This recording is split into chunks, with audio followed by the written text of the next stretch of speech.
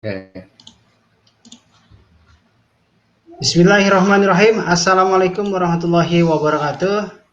Teman-teman semua, Waalaikumsalam jumpa warahmatullahi wabarakatuh. jumpa lagi bersama saya Asari ya di beranda Facebook saya dan di beranda Facebooknya Mas Pras.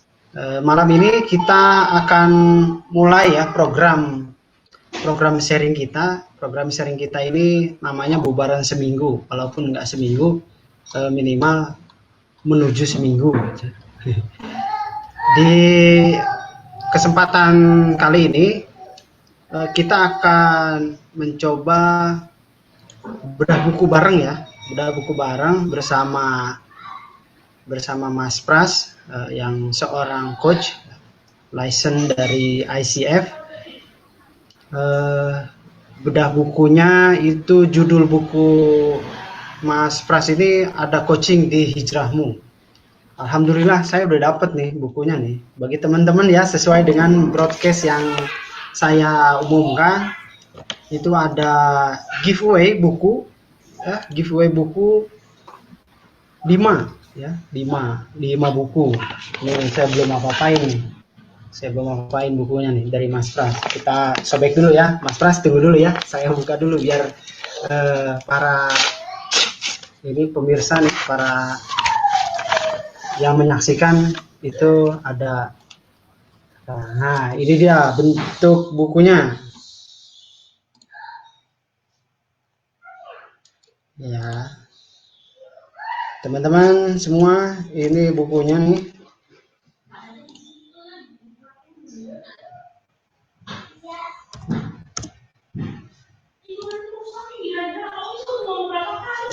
Oke. Ya, ini dia bukunya. Buku yang bisa teman-teman dapetin nanti. Oh, ini udah ada beberapa orang yang hadir ya. Ada Mas Jaja, ada Mbak Prim, ada Mbak Ana Hasanah juga udah hadir ya. Nasika. Nah, ini dia buku yang teman-teman bisa dapetin dengan cara nanti pertanyaan. Kalau misalkan teman-teman ada pertanyaan, kemudian ada apa nanti teknisnya dibahas ya, akan dibahas oleh Mas Pras. Ini belum saya apa-apain nih. Saya buka ya. Nah, baru nih bukunya tuh. Oke, oh, ada tanda tangannya juga. Baik, teman-teman semua, kita akan dengarkan ya. Kita akan simak sama-sama. Sebetulnya apa sih yang ingin diceritakan oleh Mas Pras di dalam buku ini gitu loh. Di dalam buku ada ada coaching di hijrahmu gitu ya. Nah, betul ya, ada coaching di hijrahmu. Sebetulnya apa sih yang ingin diceritakan oleh Mas Pras di dalam buku ini sehingga halayak ramai itu perlu tahu, perlu memiliki buku ini atau paling enggak kira-kira apa yang mesti didapatkan oleh para pembaca gitu loh. Ini ini bagus sekali ya teman-teman bukunya. Ada berbagai macam sambutan gitu kan. Ada dari ini dia Mas ya. Ada masa gitu ya. Ada kemudian bukunya ada ya semua rata-rata top coach ya, coach yang ada di Indonesia itu memberikan testimoninya terhadap buku ini. Baik Mas Pras, kami kasih kesempatan untuk menjelaskan apa sih sebetulnya yang ingin disampaikan oleh Mas Pras melalui buku ini. Silakan Mas.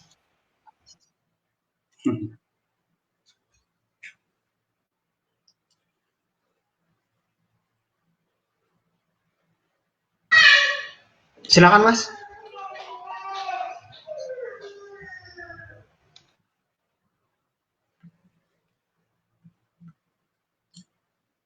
Oke, baik. Terima kasih. Sebelumnya saya cek dulu, suara saya bisa terdengar dengan baik?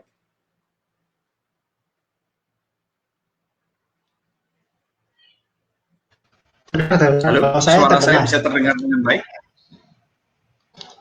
Terdengar dengan baik. Oke. Terima kasih. Assalamualaikum warahmatullahi wabarakatuh. Terdengar dengan baik. Kang Asari, ini udah kedua kalinya ya, saya diundang di acaranya Kang Asari.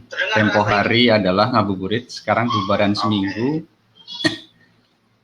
Kalau yang tempo hari ngobrolin tentang coaching ya, kalau sekarang lebih kepada bedah e-book. Ya, untuk informasi bahwa yang buku yang Kang Asari terima itu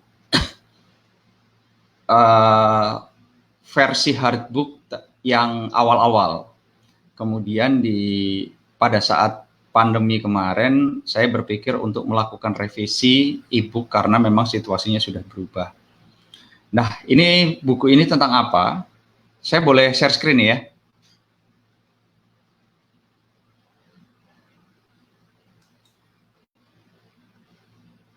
Boleh.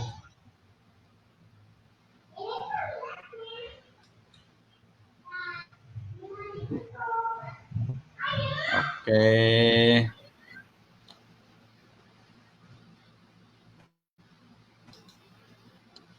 Sebentar. Nah, ini dia.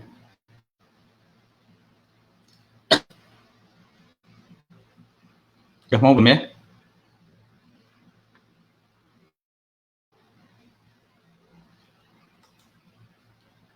Oh, nggak respon.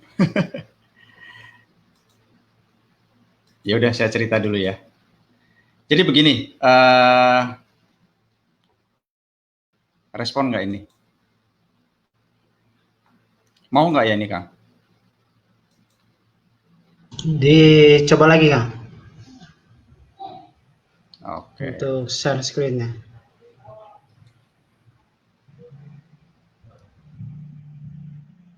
Ini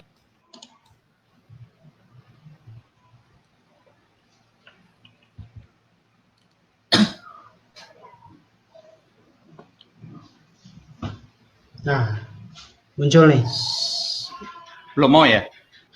Udah muncul. Muncul ya? Iya, muncul. Oke. Udah muncul ya? Silakan. Oke, jadi begini. Ini buku ini juga apa ya? Kalau bahasanya lebih kepada selain proses coaching itu sendiri, ada proses perjalanan saya di situ dalam berkarir. Saya sendiri Kang 12 tahun di bekerja di area perbankan. Halo, bisa dengar suara saya? Jelas, Kang, jelas. Dilanjut aja. Oke. Jadi saya 12 tahun di area perbankan, 7 tahun terakhir itu saya posisinya sebagai seorang, tepatnya adalah corporate trainer. Nah, ada proses gejolak dalam diri, di mana saya ini bagaimana ya statusnya bekerja di sini gitu. Karena selain banyak informasi terutama di Al-Quran bahwa kita perlu menghindar dari riba, kegalauan saya inilah yang akhirnya terus muncul. Bahkan dalam satu titik pernah suatu saat saya mengalami begini, anak pertama saya itu, saya lupa tepatnya, entah di tahun pertama atau di tahun kedua. Jadi hampir setiap bulan itu dia selalu berobat. Selalu berobat dan setiap bulan itu obatnya pasti antibiotik. Di situ saya mulai berpikir, ini apa ya? Ada fenomena seperti ini apa? Seolah-olah kita mau berusaha nabung itu kok ada aja duit yang keluar, itu kan seperti itu. Mulai terbesit sebetulnya Ini saya loh ya, ini saya. Sebenarnya saya ini statusnya gimana sih pekerjaan dari yang uang yang akhirnya saya terima ini gitu kan. Terus gejolak, akhirnya ngobrol juga sama orang tua saya, bapak saya, karena bapak saya juga orang bank. Akhirnya situasinya waktu itu bapak saya masih berpikir ini masih darurat, itu kan seperti itu. Tapi keraguan itu, kegalauan saya itu terus muncul, terus muncul, terus muncul. Kemudian pada satu titik saya mengikuti sebuah pelatihan yang bajunya dipakai sama Kang Asari sekarang. Waktu itu NLP ya. Jadi waktu itu diminta untuk membuat goal selama 4 atau 5 tahun. Waktu itu kalau tidak salah saya 2013. Kemudian saya membuat goal di situ. Goalnya adalah 4 atau 5 tahun lagi saya resign dari pekerjaan sekarang. Alasannya ya karena kegalauan tersebut. Hanya kan situasinya masih ngacak ya, kita belum tahu ini mau kayak gimana, apa persiapannya seperti apa. Dan pada saat itu belum ketemu sama yang namanya komunitas-komunitas, belum ketemu dengan yang kajian-kajian karena waktu itu saya di Jogja. Kemudian pada satu titik saya bertemu dengan seseorang di Jogja yang dia itu resellernya bukunya Ustadz Erwandi, Harta Haram Kontemporer. Saya berpikir inilah mungkin saatnya saya perlu bertanya sama dia. Akhirnya saya undang beliau untuk ke rumah, pada saat itu rumah dinas, dan saya menanyakan tentang status kami bekerja, karena kegalauan saya. Akhirnya saya ceritakan. Saya bertanya, Mas, menurut panjenengan, saya ini gimana sih statusnya bekerja di sini? Apa saya perlu resign, itu kan seperti itu. Nah, apa yang terjadi, Kang? Ternyata beliau namanya Mas Arifin dengan bijak menyampaikan seperti ini. Waktu itu datang ke rumah dan melihat saya kalau tidak salah sudah punya 2 anak. Beliau dengan bijak seperti ini, Mas, panjenengan itu punya buntut itu punya anak. Sudah ada persiapan belum kalau seandainya nanti mau resign? Ya belum. Nah, sebaiknya mempersiapkan diri dulu. Karena jika nanti terjadi sesuatu, panjenengan mengundurkan diri, resign, dan situasinya tidak seperti yang panjenengan harapkan, maka situasinya akan berbeda. Nanti jenengan nyalahin Allah. Wah, itu satu nasihat buat saya yang akhirnya menjadi pemicu saya untuk oke, ini mungkin saatnya saya mewujudkan goal yang saya tulis waktu itu. Istri saya waktu itu mendengar informasi ini, dan setelah Mas Arifin pulang, kemudian saya ngobrol dengan istri, gimana? Kamu dengarkan tadi obrolannya? Ya sudah, ayo. Nah, alhamdulillah nih, saya ada satu titik di mana istri saya setuju bahwa ya sudah, kalau memang ini kami rasa bahwa ini bukan satu pekerjaan dengan penghasilan yang menurut kami adalah halal, kami harus tinggalkan. Nah, jadi dalam proses perjalanan, Kang, itu di 2014, saya mulai menyusun sebuah perjalanan. Jadi prosesnya itu saya kalau bahasa Jawanya tuh petani, kalau sekarang itu dipetakan satu persatu, saya harus ngapain dulu. Yang pertama adalah fokus saya pada saat itu adalah saya perlu untuk melunasi hutang-hutang saya. Saya punya 2 hutang, biasa kan kalau pegawai bank pasti punya hutang pegawai, kredit pegawai.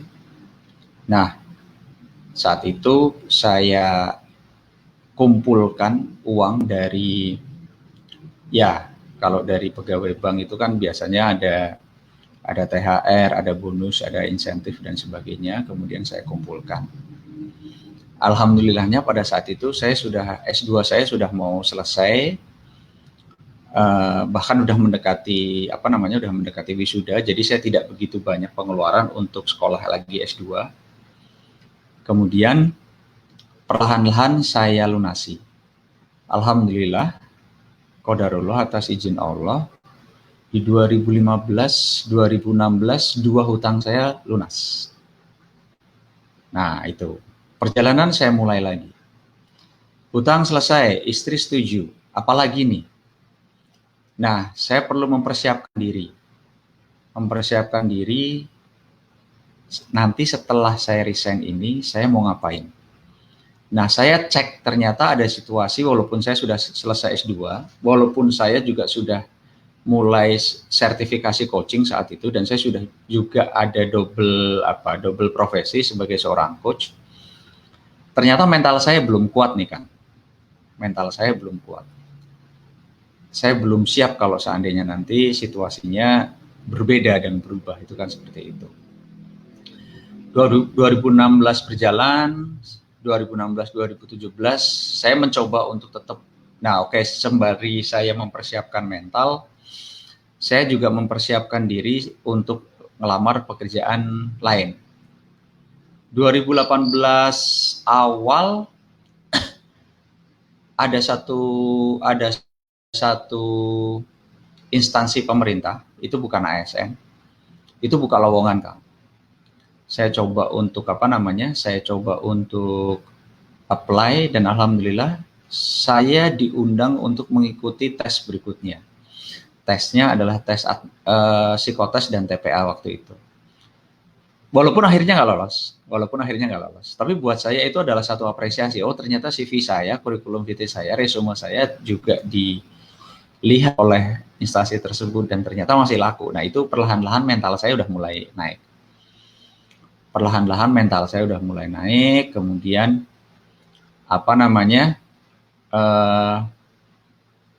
juga terus apply itu seperti itu. Nah, mental udah mulai naik.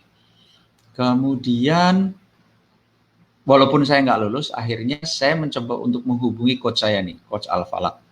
Karena memang di tahun-tahun sebelumnya kami pernah ngobrol bahwa ada niat saya untuk resign. Nah, kemudian di Februari 2018 awal itu saya mencoba untuk menghubungi beliau. Ya, saya hanya manggil biasa, saya hanya WA biasa, tapi respon beliau nih yang saya cukup kaget. Ternyata dia masih merespon apa yang saya sampaikan di tahun-tahun sebelumnya. Saya cuma bilang, Mas, gitu kan. Nah, nggak lama dia cuma ngerespon begini, gimana kamu jadi resign, gitu kan. Nah, akhirnya insya Allah jadi, Mas. Insya Allah jadi, gitu kan, seperti itu. Kapan? Ya, ini masih belum ini. Karena masih ada satu lagi nih, Kang, yang perlu saya pastikan. Siapa di sini? Ya, saya perlu ngecek satu, yaitu siapa? Orang tua saya. Orang saya. Kenapa? Walaupun bapak saya itu pensiunan bank, tapi ibu rumah tangga, saya perlu punya izin. Saya perlu punya bless, restu. Karena saya berpikir ridho orang tua adalah ridho Allah juga, itu kan seperti itu. Nah, di titik ini bukan satu hal yang mudah, karena saya juga tantangannya luar biasa ya, karena langsung nggak ada sisi di mana saya nggak enak ya ngomong ya. Tapi qadarullah, doa saya dan istri itu memang benar-benar akhirnya dikabulkan sama Allah. Apa itu? Pada satu titik ibu saya datang berkunjung di Jogja. Kemudian dari percakapan satu pagi, saya lupa Sabtu atau Minggu, saya hanya menyampaikan begini, ya ini kayaknya aku udah mau mulai nyoba apply lagi di satu perusahaan. Ibu saya cuma bilang begini, kamu tuh kurang apa sih? Orang pekerjaan udah bagus, sementara rumah juga dapat, fasilitas dapat. Nah, saya cuma bilang gini sama ibu saya, Mama waktu pengajian apa Ustadz nggak pernah bilang bagaimana hukum bekerja di bank. Nah, di titik itu ibu saya terdiam. dan langsung bilang begini, iya sih papa juga pernah cerita kalau bisa cucu-cucunya jangan pernah bekerja di bank.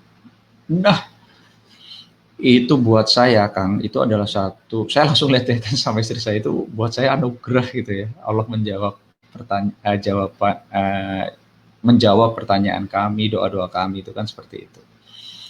Nah, akhirnya saya cuma bilang, ya sudah gini aja mah, saya minta restu mama sama papa untuk tidak di sini, tapi saya akan cari pekerjaan. Ibu saya juga pesan tetap cari pekerjaan. Oke. Nah, udah selesai itu di situ.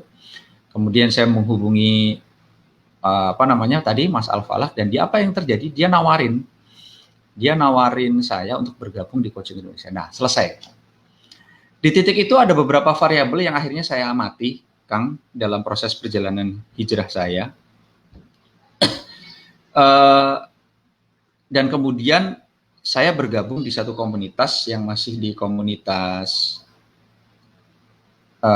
kantor lama saya, di mana orang-orang itu juga ingin berhijrah. Tapi yang menarik adalah, Kang, dari sekian ribu anggota yang di sana, hanya 10% saja yang sudah berhijrah. Nah, kemudian saya mengamati pola ajakannya berhijrah seperti apa.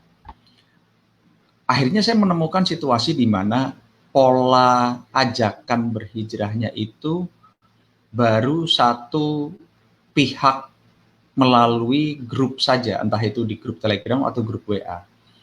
Pertanyaannya adalah, kalau model pendekatannya seperti ini, seberapa persen, seberapa pengaruh sih kemudian akhirnya bisa mengajak orang itu untuk tergerak? Karena begini, proses hijrah ini nggak mudah, tidak cukup hanya dengan apa istilahnya. Karena ada beberapa variabel di sini yang saya amati, entah itu dari sisi keyakinan dan sebagainya. Kalau kita menemukan satu orang kayak teman saya yang di Semarang dengan tingkat keyakinan yang tinggi, begitu tahu bagaimana hukum bekerja di bank, dia langsung mengundurkan diri. Tetapi kan ada orang-orang di mana situasinya dia masih berpikir, nanti saya gimana ya? Bagaimana anak istri saya? Kan kita juga perlu hadapi bahwa tidak semua orang berada di mental atau mindset yang keyakinannya itu sudah siap.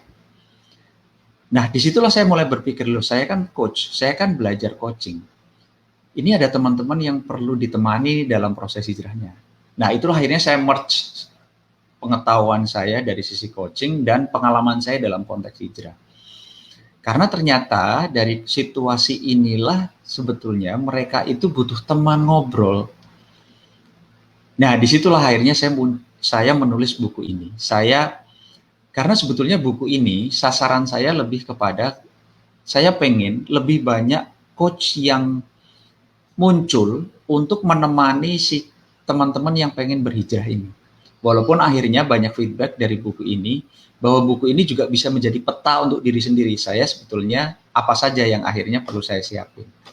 Nah, dari situ, variabel yang saya petakan ini, Kang, saya perlu ngecek keyakinan, sampai sejauh mana, mental saya bagaimana, hutang saya seperti apa, orang tua saya bagaimana, keluarga dalam hal ini pasangan seperti apa selanjutnya. Saya akan bahas lagi setelah ini. Jadi gambaran singkatnya terkait dengan bagaimana buku ini adalah seperti itu.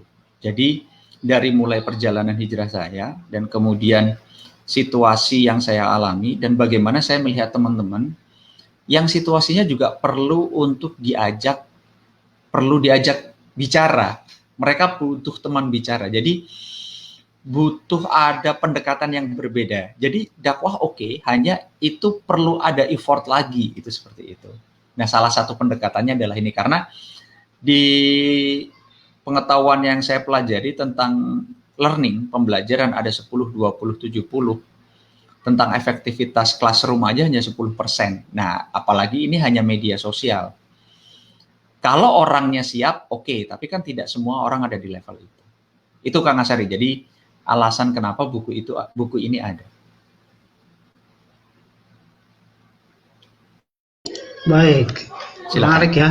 Teman-teman coba diamati nih diagram pie gitu ya. Ini ya begitu kira-kira. Nah, ini menarik sekali ya, menarik sekali konsep dari Hijrah Coaching Tools ini. Dan betul, sambil menyimak tadi Mas Pras presentasi, saya pun baca-baca karena bukunya baru tiba tadi dan baru saya bongkar tadi pada saat teman-teman teman-teman menyaksikannya. Dan ya, ini syarat dengan pengalaman pribadi ya, Mas Pras ya. Betul ya? Satu bab aja yang saya tuangkan itu untuk menjelaskan alur dari buku ini sebetulnya mulainya dari mana, itu seperti itu. Karena begini, setiap orang akan punya teorinya masing-masing, setiap orang akan punya variabelnya masing-masing. Karena pada akhirnya tidak semua orang menghadapi 6 variabel ini. Gitu. Ada yang mungkin cuma satu saja. Nah, itu yang menarik. Itu seperti itu. Jadi ya, ini adalah sebagai dasarnya adalah cerita saya, tapi perjalanannya bisa berbeda-beda buat teman-teman, itu Kang. Oke. Jadi dasar pengalaman itu diangkat menjadi sebuah coaching tools gitu ya. Oke. Betul. Mantap. Baik, teman-teman mungkin ada yang ingin bertanya ya, silahkan komen di sini, nanti kita akan sampaikan, kita akan jawab. Dan seperti yang kita beritahukan di status Facebook saya, itu ada 5 buku ya, 5 buku hijrah.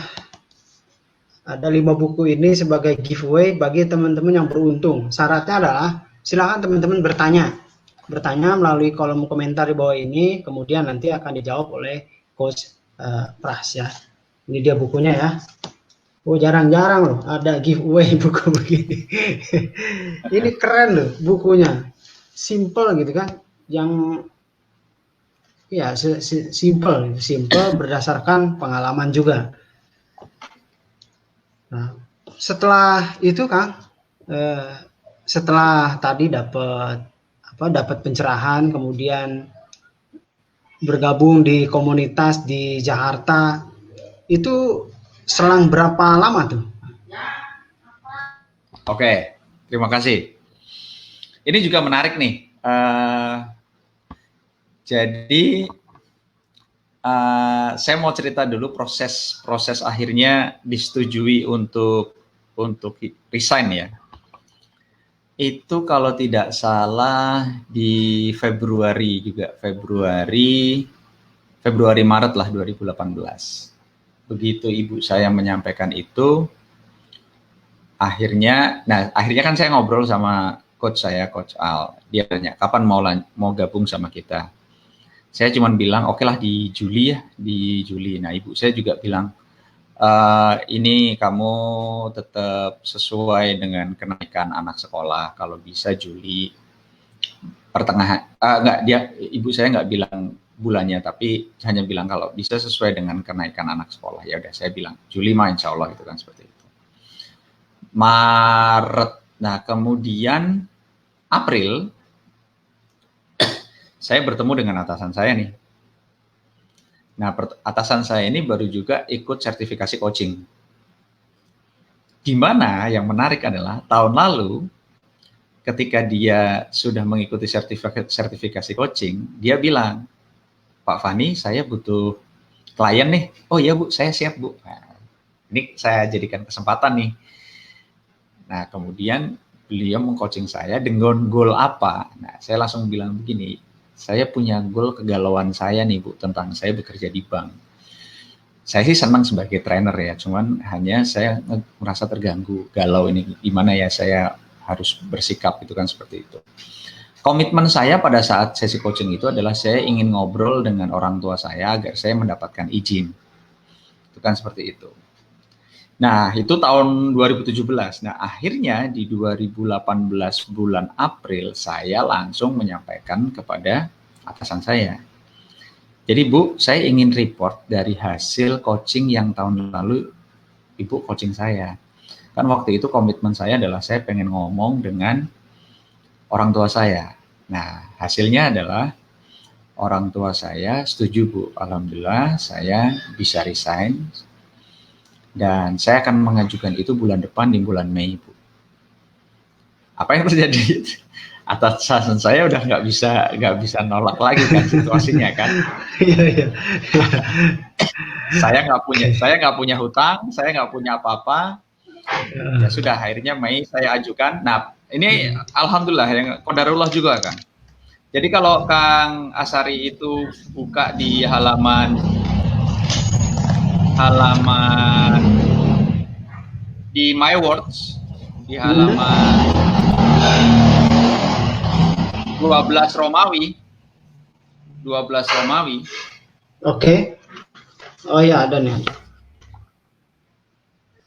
Oh sorry, ini bukan 25 Juni ya.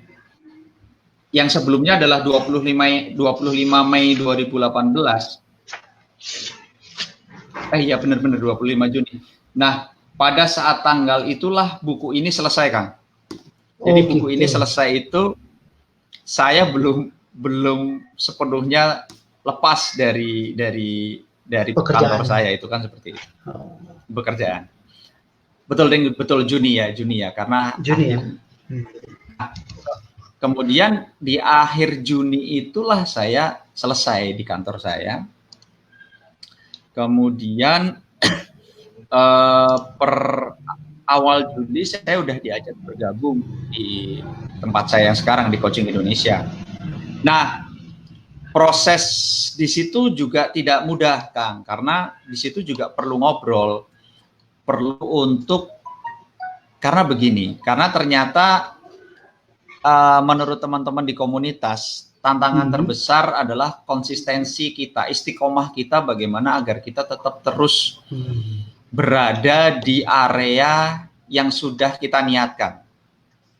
Ada beberapa teman-teman yang akhirnya nggak kuat, ada juga yang kembali lagi ke situ.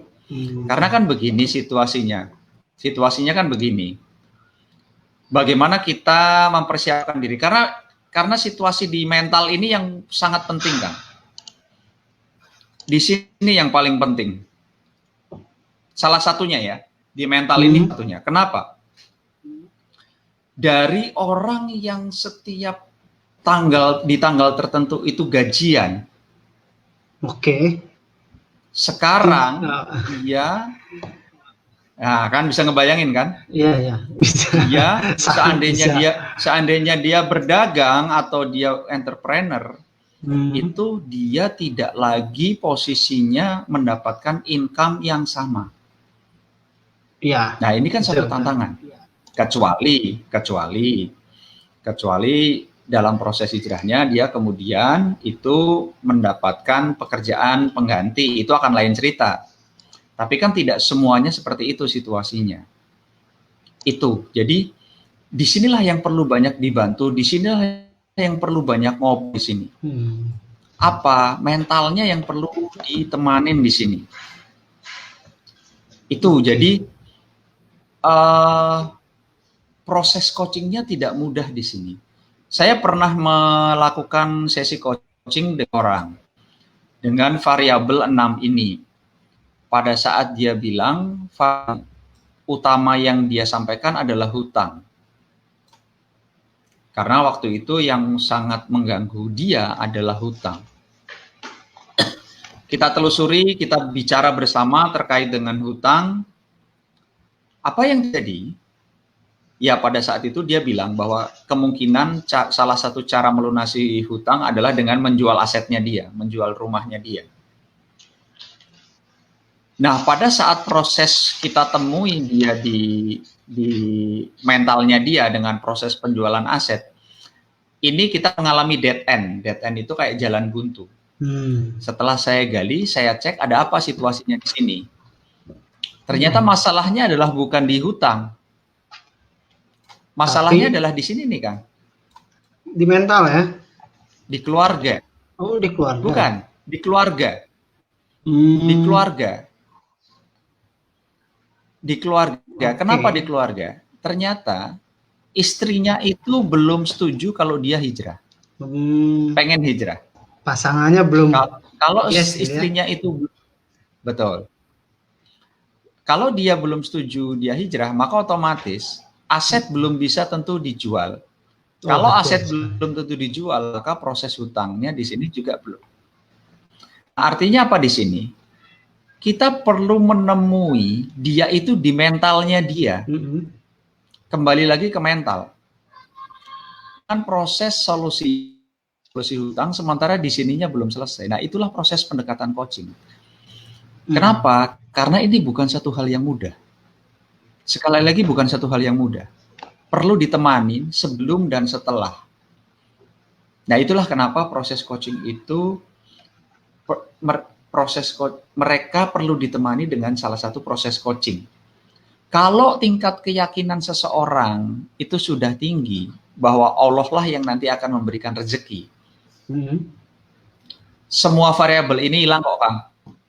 Oh gitu ya. Bergantung. Tapi kan pada pertanyaannya juga, adalah betul. Kalau tapi orangnya pertanyaannya kan tidak semua orang punya keyakinan yang di sini kan? Ya betul. Masalahnya di situ. Orang nggak semuanya kan yakin. Pertanyaannya nggak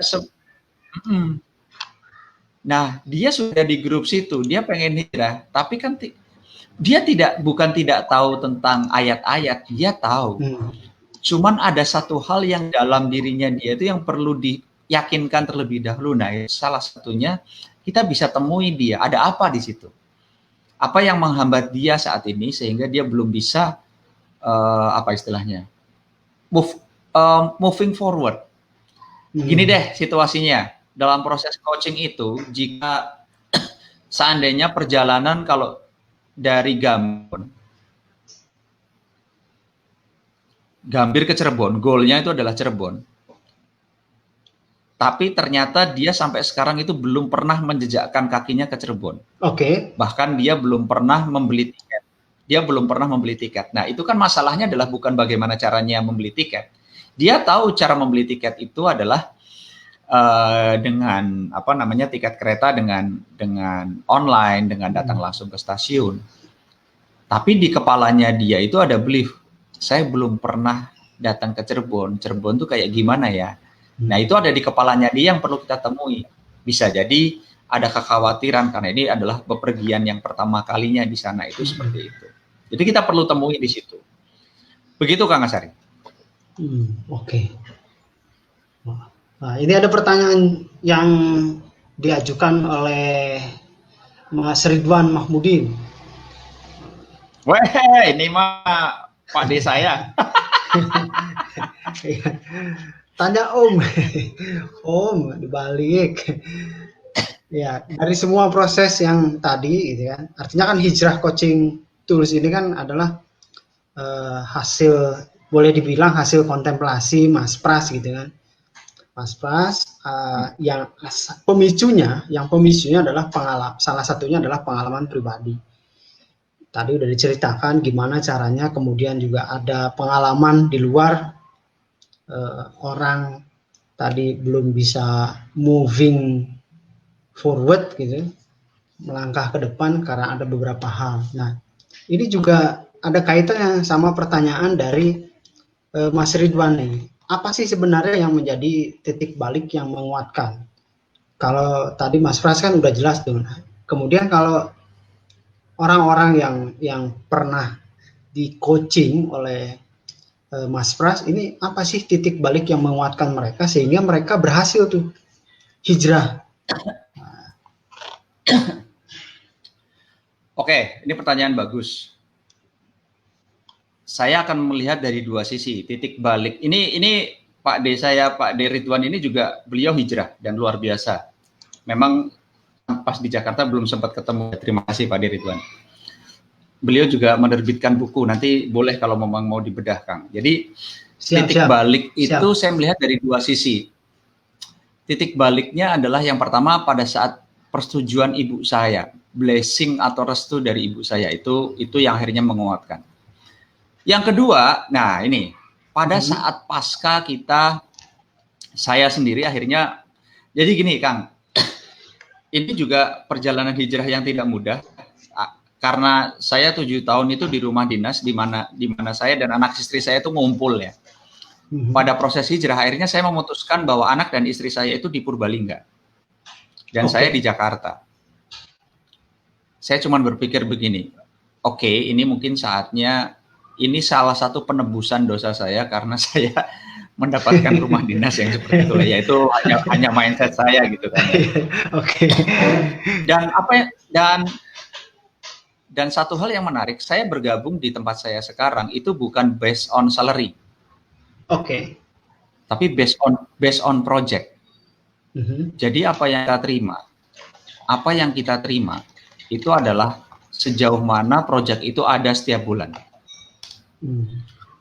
Apa yang terjadi? Nah, itu menarik nih. Ini challenging saya. Ini sebuah tantangan buat saya, karena memang akhirnya yang saya rasakan, satu hal yang saya rasakan adalah satu hal yang sangat fluktuatif pada saat itu. Memang tidak sama. Tapi satu hal yang menjadi ini saya pada saat itu adalah begini. Kalau memang seandainya saya resign, kemudian saya kok tidak dapat rezeki, berarti pada saat itu pemikiran ini, maaf ya, pemikiran bodoh saya adalah berarti kalau begitu rezeki saya bukan dari Allah, dari perusahaan. Dari perusahaan. Itu kan seperti itu. Dari perusahaan itu kan seperti itu. Nah, lantas akhirnya saya mempunyai titik balik begini. Loh ya salah kalau begitu. Kalau saya punya pemikiran kayak gitu ya saya bodoh kalau gitu kan. Karena konsep rezeki itu kan memang sudah tertuang, kalau saya pelajari, ketika kita di 4 bulan ditiupkan ruh itu kan rezeki itu memang sudah kelihatan kan. Bagaimana pada saat kita bayi itu mendapatkan asupan di dalam kandungan ibu ada asupan melalui ari-ari, kemudian kita lahir, kemudian ada rezeki dari air susu ibu, seperti itu. Nah, apa yang terjadi? Memang satu hal pada saat selesai hijrah itu, saya sendiri mengalami satu hal yang sangat fluktuatif. Bahasa anak-anak hijrah itu nanti akan menemui satu fase yang disebut sebagai fase laundry. Bahwa kita diacak-acak situasinya, bahwa iya dulu tanggal sekian gajinya sekian, sekarang lu ngerasain nih situasinya kayak gimana. Nah, benar kan? Pada satu titik akhirnya saya merasakan bahwa saya punya ekspektasi bahwa setiap bulan saya pengen dapat segini, tapi apa yang terjadi? Itu tidak terjadi. Pada saat itu ya pas project ya qadarullah nggak ke saya gitu kan. Jujur pada saat itu ekspektasi saya, apa yang saya dapatkan tidak sesuai dengan ekspektasi. Saya cuma berpikir gini, Allah, seandainya kita hijrah itu benar-benar karena Allah pasti akan ganti yang lebih gede. Itu aja. Pasti akan ganti yang lebih gede. Dan ada sesuatu yang menarik di situ. Ya sudah, saya mencoba untuk ini. Jadi perjalanan proses hijrah saya ini juga satu proses spiritualitas saya gitu ya. Bahwa dulu bos saya adalah atasan saya. Nah, sekarang bos saya itu langsung Allah gitu. Benar, pada satu titik yang saya dapatkan itu memang tidak sesuai dengan keinginan saya. Tapi apa yang terjadi, Kang? Ya karena gini ya, karena memang satu kepasrahan ya. Ya sudahlah, mungkin memang saat ini begitu dulu rezekinya. Kita terima dulu. Karena bisa jadi dengan rezeki yang segitu, bisa jadi pengeluarannya juga bisa dikontrol gitu kan ya. Karena kan pengeluaran saya otomatis setiap weekend harus bolak-balik kereta kan. Saya juga kos sendiri dan seperti itu. Belum kalau weekend anak-anak ngajak jalan itu kan seperti itu. Apa yang terjadi, Kang Hasari? Beberapa hari kemudian ada teman saya, teman kuliah saya yang WA. Mas lagi ngapain? Dia salah satu CEO perusahaan, salah satu CEO startup. lagi di kantor nih Mas, kapan ketemu? Saya di coaching dong. Saya nggak ngontak dia Mas, tapi ya ini ada satu hal yang menarik, ada satu hal apa? Allah itu bekerja di waktu yang tepat buat kita gitu loh. Ini indah karena saya berpikir begini, daun yang jatuh di hutan itu juga pasti atas izin Allah kan. Jadi semuanya itu sudah diatur kok. Makanya kita nggak usah khawatir. Teman saya langsung ngajak ketemu saya kan. Saya sengaja waktu itu nyiapin kontrak tapi belum ada nominalnya kan. Belum ada nominalnya, belum ada namanya. Belum, namanya udah ada tapi nominalnya belum ada. Oh, gitu. Mudah-mudahan orangnya nggak nyimak nih. Nyimak juga nggak apa-apa biar dia tahu. Saya juga akhirnya ngomong sama dia kan. Oke. Nah akhirnya begitu ngobrol-ngobrol saya sempat ragu, ini tak keluarin nggak ya? Apa yang terjadi Kang? Dia ngomong gini, jadi gimana nih Mas? Profesionalisme kita, maksudnya gimana Mas? Maksudnya gimana? Saya harus bayar berapa? Lah, oh ini beneran dong. Saya keluarin Mas, saya keluarin kontraknya. Dia bilang, loh ini kok masih kosong? Nggak apa-apa deh, Mas aja yang ngisi, Beneran nih, nggak apa-apa. Iya, ya nggak apa-apa. Dan apa yang terjadi? Begitu dia ngisi, saya pulang dan ngintip isinya.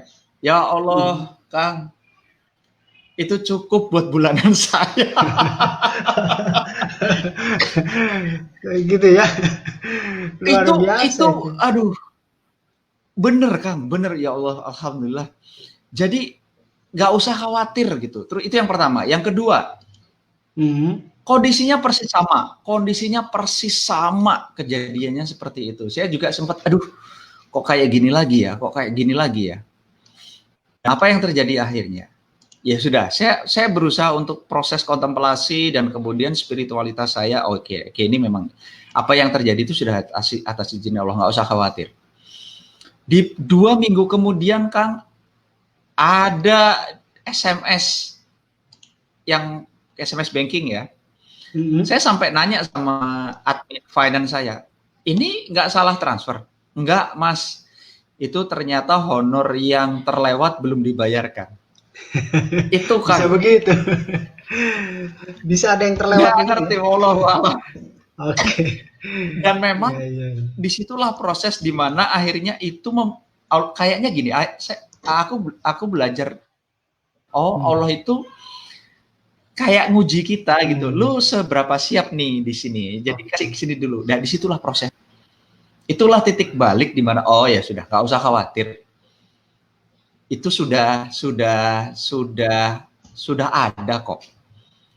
Sudah ini. Jadi kita tinggal aware dari situasi mana itu akan datang, itu kan seperti itu. Karena ya sesuai janji Allah bahwa kalau kita hijrah karena Allah akan ngasih rezeki dari arah yang tidak disangka-sangka. Nah itu Pak Ridwan. Jadi yang akhirnya menjadi satu titik kontemplasi saya bahwa oh ya sudah, nggak usah khawatir. Bahkan ini alhamdulillah, saya 3 bulan saya di rumah nih, saya nggak di Jakarta.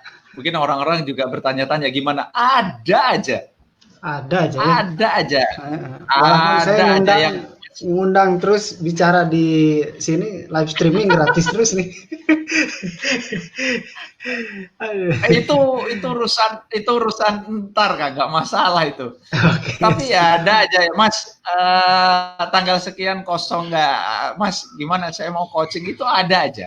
Okay. Itu jadi biarkan kita ya, makanya kalau yang sesuai dengan lakukan ya kita sebagai manusia sabar dan sholat. Setelahnya Allah lah yang menentukan itu.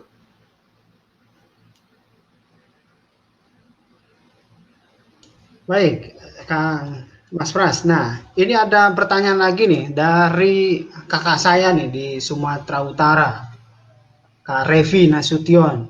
Ini ada kaitannya juga dengan keyakinan tadi kan, titik balik yang Mas Pras sampaikan.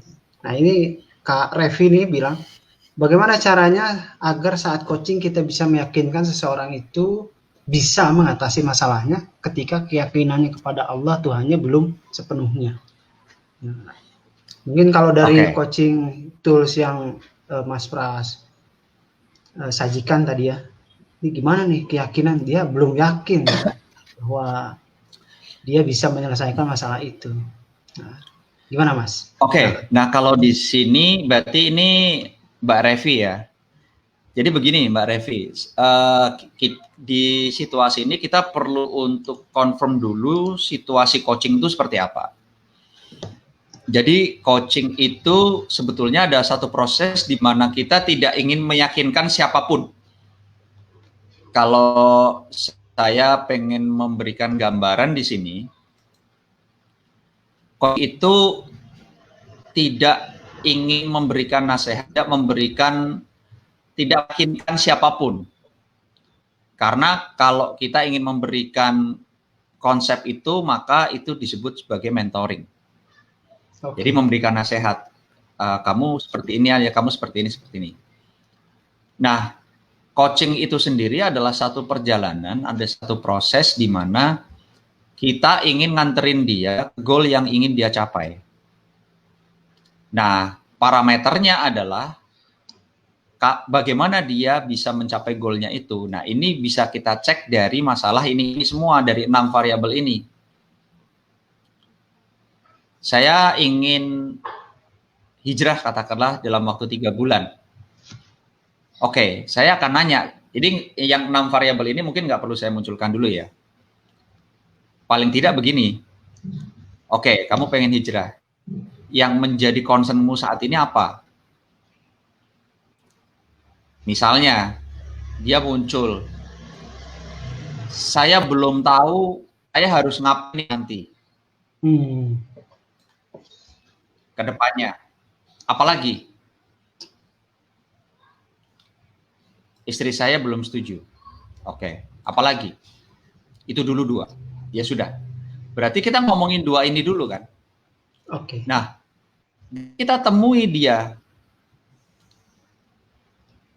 Yang kamu maksud untuk kamu belum tahu kedepannya mau kayak gimana itu seperti apa. Saya pengen ada gambaran sebetulnya nantinya saya pengen punya usaha apa sih setelah saya pengen usaha atau saya bekerja lagi ketika nanti saya sudah selesai hijrah saya, itu kan seperti itu. Nah, itu kita ajak ngobrol, tidak meyakinkan, tapi kita ajak ngobrol dengan kita cek dia pengennya gimana. Kamu sendiri pengennya gimana? Coaching itu kan percakapan 2 orang di mana antara coach dan kliennya memiliki tujuan tertentu dan kita nganterin ke tujuan tersebut. Tanya, kamu pengennya gimana? Yang kebayang sama saya sebenarnya pengen usaha, tapi saya nggak ada pengalaman. Jadi yang terdekat sama saya mungkin saat ini saya pengen bekerja dulu di tempat lain. Sambil saya ngumpulin modal, sambil saya saya nguatin mental saya agar saya bisa punya usaha di sini. Oke, jadi coach merangkum. Oke, jadi kamu sebetulnya pengen usaha, hanya situasinya belum ada experience, belum ada pengalaman di sini. Kamu pengen ngumpulin modal dulu dengan bekerja. Jadi yang mau kamu prioritasan dulu yang mana? Ya udah deh, saya ngomongin saya ingin kerja dulu deh. Nah, itu yang akhirnya kita obrolin. Nah, prosesnya bagaimana itu nanti datangnya ke proses coaching. Apa yang perlu disiapin, apa yang perlu dicek, itu kan seperti itu. Begitu itu udah selesai, di pertemuan sesi berikutnya ngobrolin keluarga. Yang kamu maksud dengan keluarga gimana? Gimana ya saya bisa ngeyakinin istri bahwa istri saya itu juga setuju bahwa seandainya saya nanti juga hijrah, itu seperti itu. Oke, gimana? Kamu ceritakan dulu situasinya. Ya itu akhirnya dia akan cerita. Istri saya itu pengennya saya itu punya pekerjaan terlebih dahulu. Nah, akhirnya kan klop dengan ini kan. Oh, oke. Jadi nyambung ya dengan omongan yang pertama ya. Jadi bahwa istri itu pengen kalau bisa ada pekerjaan dulu. Nah, kalau begitu apa nih yang perlu kamu cek? Ya sudah, berarti memang fokusnya ke sini. Nah, itu tanpa perlu kita meyakinkan. Biarkan dia menemukan jalurnya sendiri terhadap goal yang ingin dia capai dari titik saat ini. Biarkan dia menemukan jalurnya sendiri, entah itu jalurnya lurus, belok kanan, belok kiri, sepanjang dia pastikan bahwa dia sampai. Biarin aja dia punya caranya sendiri gitu, Mas. Betul, karena semua orang itu resourceful gitu. Jadi Mbak Revi. Jadi, nah untuk itu, untuk menjadi seorang coach dulu perlu kompetensinya, perlu. Nah, di buku inilah saya menyampaikan sedikit tentang kompetensi menjadi seorang coach, karena buku ini yang akhirnya saya sasar bagaimana agar banyak coach yang akhirnya mau mendampingi teman-teman yang ingin berhijrah. Begitu, seperti itu. Semoga menjawab Mbak Revi. Ya, gitu ya, Kang Revi. Sumatera Utara gimana? Luar biasa nih, jam segini masih melek nih. Sana udah duluan ya? Belum. Ya, ada coaching di hijrahmu. Karena memang banyak sekali orang-orang yang terutama di institusi finance gitu, finance yang notabene yang ya katakanlah riba gitu, itu banyak sekali teman-teman yang memang pengen hijrah tapi nggak tahu caranya gimana. Dan saya pikir buku ini itu tepat sekali sebagai sebuah pemicu bagi teman-teman yang kepengen hijrah gitu ya. Sebetulnya gimana sih? Ada nggak sih jalurnya? Ada nggak sih orang yang bisa diajak ngobrol gitu kan? Nah, sebetulnya kan profesi seperti Mas Pras ini kan sangat penting gitu kan. Bisa jadi orang tahu mau kemana tapi dia nggak tahu caranya bisa ngobrol sama orang lain. Nah, ini ada pertanyaan lagi nih, Mas Pras. Dari Mbak Ana Hassana. Tanya Pak, bagaimana meyakinkan masyarakat muslim yang lainnya bahwa dengan menghindari riba, hijrah itu dapat memudahkan datangnya pertolongan Allah? Mungkin ada langkah-langkah yang bisa disampaikan. Berat sekali nih pertanyaan. Masyarakat muslim. Yang bikin berat masyarakat muslim. Masyarakat muslim di dunia itu ada berapa juta. Yang bikin berat itu. Tapi kalau ditanya bagaimana meyakinkan diri saya, itu bagi saya sih mudah. Tapi masyarakat muslim, oke. Mikirnya dalam. Gimana nih Mas Ras? Ya, Mbak Ana, terima kasih pertanyaannya. Benar, ini bukan satu hal yang mudah ya, apalagi kalau kita melihat dari sistem perekonomian kita kan memang tidak bisa lepas dari itu ya Mbak. Ini kembali ke diri masing-masing. Bagaimanapun juga sudah ada di MUI itu di 2004 ya, itu juga sudah dinyatakan sebenarnya. Di Al-Qur'an juga sudah dinyatakan, tapi kita tidak bisa, Ustadz juga sudah menyampaikan, banyak buku juga sudah menyampaikan. Makanya saya tidak memberikan informasi ini secara umum ya, karena gini, ini akan muncul yang namanya perdebatan. Dan saya tidak, istilahnya, kan kita juga diajari untuk menghindari perdebatan. Saya hanya akan share, saya hanya mau meng-coaching bagi yang meyakini. Jika dia masih belum meyakini, saya akan respect, saya akan hormati. Saya tidak ingin berdebat di situ. Jadi yang datang mau minta coaching ke saya adalah sepanjang di level keyakinan ini dia sudah meyakini bahwa ini adalah sesuatu yang menurut dia riba dan saya ingin keluar. Nah, itu ketika itu sudah terucap, oke, yuk kita ngobrol. Saya tidak akan meyakinkan ke orang-orang bahwa ini begini loh.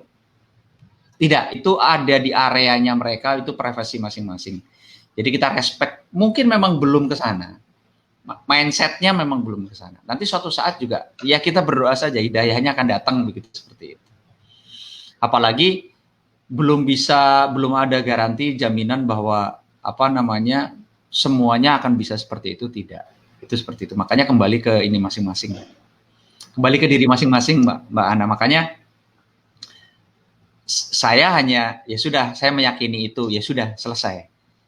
Itu seperti itu. Makanya buku ini juga saya tidak jual di toko buku manapun. Saya yakin kok yang butuh itu ada, yang melihat itu ada, yang mau ketemu ngobrol juga ada, itu aja. Ada. Itu seperti itu. Makanya ini saya selama pandemi, selama bulan puasa kemarin saya buat versi e-book adalah itu untuk kemudahan bagi teman-teman yang pengen misalnya membaca dan pengen membeli, itu tidak perlu saya kirim secara fisik. Jadi bisa dibaca melalui WA, melalui email, laptop dan sebagainya. Itu seperti itu. Begitu Mbak Ana. Jadi kembali saja ke diri masing-masing. Jika merasa ini tidak nyaman, ya tidak berkah yang yang diterima, itu nanti ini sendiri. Enak kok, bener kok, kalau rezeki yang kita terima itu berkah, rasanya enak, bener. Beda ya. Saya ini alhamdulillah ya. Saya alhamdulillah ya, ini atas izin Allah. Jadi sejak 2016 sudah tidak ada hutang, itu ya Allah rasanya bener. Itu ya apa ya, kalau kata orang tidur tuh enak gitu ya Kang. Iya bener banget. Bener banget. Ya Allah, itu rezeki yang apa ya, rezeki yang luar biasa. Mau tinggal tidur. Jadi kayak nggak ada tanggungan, aduh cicilan gimana, itu enak Bang. Jadi ya udah, kalau saya ngerasanya begini, saya pengen beli, belum ada duit, ya sudah, memang belum rezekinya. Nanti ada rezekinya. Berdoa aja, yang punya itu Allah kok. Itu kan seperti itu. Itu jadi sabar aja gitu. Jadi nggak perlu untuk terburu-buru untuk memilikinya. Ada waktunya. Semoga menjawab. Begitu kira-kira Mbak Ana. Mbak Ana ini dari Bogor apa ya? Saya lupa nih. Kang, nanti minta alamatnya ya, saya akan ngirimkan bukunya. Jadi teman-teman nanti yang nanti akan dikirimkan buku fisiknya ya. Tadi udah ada 3 orang, jadi sisa 2 giveaway lagi. Itu pun kalau misalkan malam ini ada yang bertanya lagi. Sisa 2 lagi nih, 2 lagi bukunya. Nanti saya japri teman-teman di inbox di Facebook alamatnya, karena kita akan kirim sesuai dengan alamat masing-masing. Iya. Oke. Gratis. Mbak Ana. Hanya ongkirnya aja. Bukunya gratis, ongkirnya ditanggung sama penerima. Daripada pajak, mendingan ongkir. Iya, buku keren ini. Tidak ada di toko buku manapun gitu kan bukunya. Kemudian ini adalah buku best practice, kalau bisa dibilang begitu, best practice, dan iya bahasanya ringan. Jadi teman-teman kalau baca buku ini langsung klop aja. Oke. Kalau yang tadi lagi nyari jalan hidup saya mesti kemana, baca buku ini secara simple bakal nemuin, oke, gue punya tujuan begini, kurang puas sama isi bukunya, ketemu sama yang nulisnya, itu lebih enak, ya. Alhamdulillah ya. Oke, terima kasih Mbak Ana. Nanti japri ya untuk alamatnya. Baik, Mas Pras, ini buku dari tahun 2000 berapa selesainya ya? Berarti 2018 ya. Udah 2 tahun berarti ya. Sejak diterbitkannya pertama kali. Ini sesuai dengan harapan atau enggak nih bikin buku ini? Artinya kan tadi bahwa buku ini punya titik balik, kemudian juga punya tujuan untuk menyebatani teman-teman yang tadi galau buat hijrah lah, kalau bisa dikatakan seperti itu. Galau buat hijrah, kemudian nemu buku ini, jadi loh, kuat loh hijrah gitu. Kemudian lanjut loh coaching gitu. Sesuai dengan ekspektasi nggak Oke, buku ini? oke. Kalau dari sisi akhirnya ada beberapa orang yang saya coaching, memang tidak langsung setelah coaching kemudian dia eh, langsung saat itu mengundurkan diri. Karena begini, adanya buku ini adalah buku untuk mempersiapkan diri. Mempersiapkan diri apa saja yang perlu disiapkan. Jadi kalau kita mau seperti yang tadi ya yang disampaikan oleh Mas Arifin teman saya, kalau kita mau yang namanya hijrah itu kan bergerak dari satu titik ke titik yang lain kan. Dari satu titik ke titik yang lain itu pertanyaannya kita sudah punya bekal apa di situ. Nah, coaching itu adalah bagaimana caranya mempersiapkan bekal untuk ke satu titik. Itu seperti itu. Yang kedua, dari sudut pandang bagaimana sesuai ekspektasi, saya bisa menyadari bahwa belum banyak yang akhirnya bisa paham tentang buku ini. Makanya saya terima kasih banget Kang Asari diberi kesempatan untuk menjelaskan. Dan saya sebetulnya juga ada komunitas namanya Muslim Coach Community, di mana saya sempat akhirnya di bulan puasa kemarin bedah e-book saya. Karena dari 2 tahun saya belum pernah membedah. Jadi buku ini belum pernah dibedah nih. Belum. Oke. Oke, Uh, oke. makanya ini bedah e-book yang kedua, saya terima kasih sekali. Karena begini, pendekatan coaching dan definisi coaching masih belum sama di semua orang gitu Kang. Oke. Jadi ada dua sih dari sisi coaching dan dari sisi hijrah. Hijrah apa nih? Dari sisi coaching sendiri masih belum masih belum banyak karena masih perlu banyak yang masih perlu banyak yang dijelaskan coaching itu apa. Ini tuh seperti apa? Ini tuh barang apa? Pendekatan apa? Itu kan seperti itu. Itu satu. Dua, hijrahnya juga dalam kondisi apa? Karena ya sedikit boleh bilang ini satu hal yang sangat sensitif kalau diomongin di media sosial. Jadi apa ya? Saya sih masih konsisten dengan menulis dengan idealisme saya, bukan menulis karena permintaan pasar bagaimana. Oke. Itu. Jadi saya tidak melihat bagaimana ekspektasi bahwa ini akan menjadi terjual yang hebat itu karena memang apa ya? Memang belum waktunya, belum masih banyak perlu yang diedukasi terkait dengan coaching. Hijrahnya itu yang seperti apa? Bahkan di komunitas yang saya ini sekarang belum banyak orang yang tahu coaching itu seperti apa, mentoring itu seperti apa. Karena yang masih terpikir itu masih bagaimana menasehati. Iya. Itu bukan satu hal yang salah, benar, itu benar. Hanya mentalnya dia terkadang belum di situ gitu.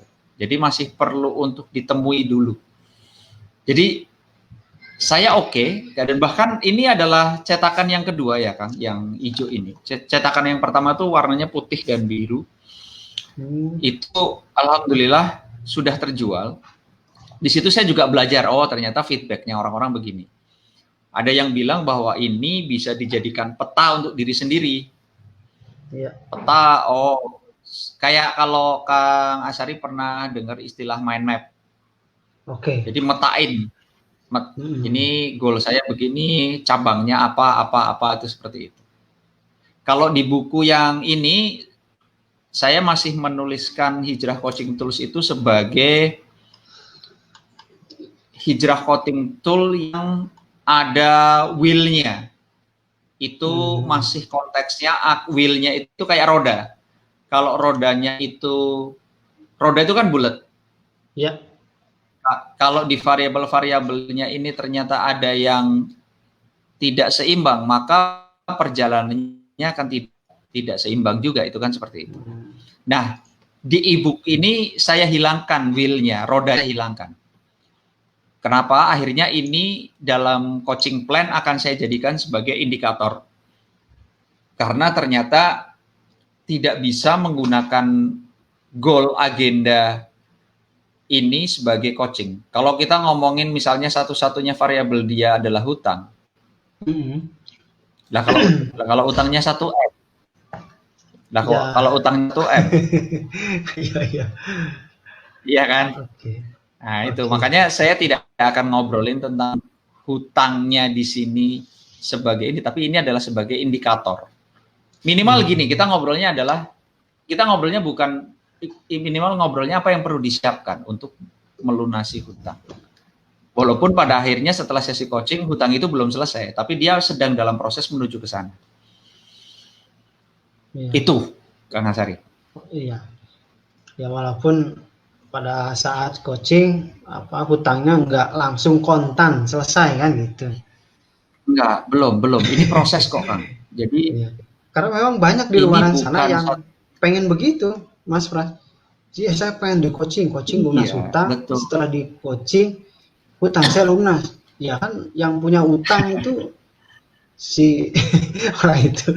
Lah ketemu coach, dikasih duit sama coach terus buat lunasin hutang kan enggak. Artinya orang masih gitu. Terbatas, ya sebatas begitu. Betul. Iya betul begitu kan.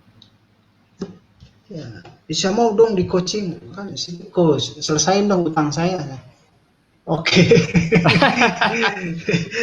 Semua orang juga mau begitu datang ke coach kemudian utangnya lunas gitu kan. Tapi kan nggak gitu. Ya. Itu tentang hutang. Betul. Terus juga tentang ya area-area yang lain. Ada juga yang nanya, coaching itu materinya apa aja? Oke. Kalau coaching training, iya ada materinya. Kalau coaching yang biasa dijalani oleh Mas Pras itu kan materinya apa? Nah, yang nentuin siapa? Ya. Nanti dilatih apa? Dan kok dilatih apa?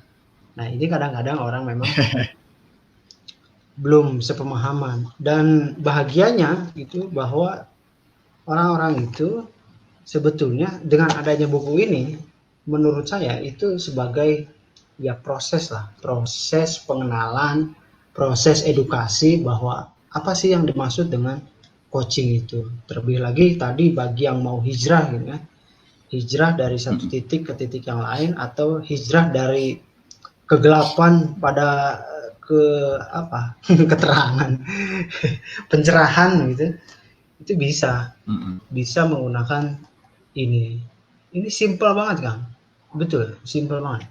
Saya jadi iya ya, oke. Bagi saya gitu ya, entah itu bagi orang lain. Oke, Mas Pras, kalau dilanjutin ini panjang banget ini bedah buku kita, nggak bakal selesai sampai subuh kan gitu. Nah teman-teman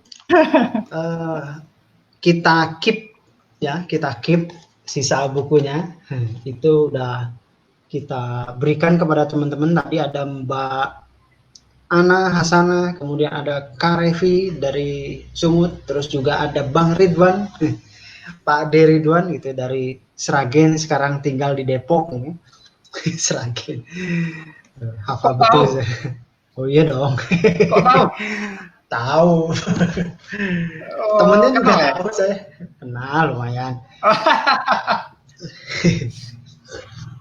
Kenal. Ya, jadi nanti bagi teman-teman pemenang giveaway itu bisa menghubungi saya atau nanti saya japri, yang ada nomor WA-nya saya japri, teman-teman bisa japri saya juga. Untuk sesi bedah buku malam ini, ya, kita cukupkan sekian ya, Terima kasih kepada Mas Pras yang telah mau saya undang untuk yang kedua kalinya. Kalau kemarin di acara Ngabuburit itu acara yang pamungkas terakhir di program saya di bulan ini, itu di sesi yang pertama. Terima kasih nih dengan penampilan yang berbeda dari kemarin ya. Saya sempat ini Mas Pras apa bukan nih? Aduh. Terima kasih nih sudah mau diundang di program saya. Insya Allah saya secara pribadi punya komitmen untuk terus melakukan broadcasting ini dengan program-program yang lebih variatif lah. Kalau kemarin ngabuburit, kalau sekarang bubaran, besok nggak tahu apa bulan depan kita pikirin lagi. Terima kasih Mas Pras atas bukunya yang telah diberikan Terima kepada kasih. saya. Ya, teman-teman yang mau giveaway sekarang udah nggak bisa ya, udah selesai diskusi kita. Jadi nanti teman-teman yang mau menyaksikan video ini, saya edit dulu, tim edit dulu, nanti ada di YouTube. Kita berikan linknya di YouTube ya. Terus teman-teman yang mau buku ini, ya buku ini yang nggak kebagian giveaway, itu bisa menghubungi Mas Pras, inbox aja Facebooknya. Syukur-syukur dibalas. Tapi dibalas deh, baik orangnya. Apalagi kalau nanyain, kalau saya mau beli 1000 buku bisa nggak? Pasti langsung responnya cepat gitu. Teman-teman support terus. Karena dengan adanya buku ini, apalagi teman-teman yang di perusahaan gitu, di perusahaan atau di komunitas hijrah, itu bisa mensupport mereka yang ingin hijrah. Salah satunya adalah dengan buku ini. Sekian dan terima kasih. Billahi taufiq wal hidayah. Assalamualaikum warahmatullahi wabarakatuh. Mas Pras, terima kasih Mas. Waalaikumsalam.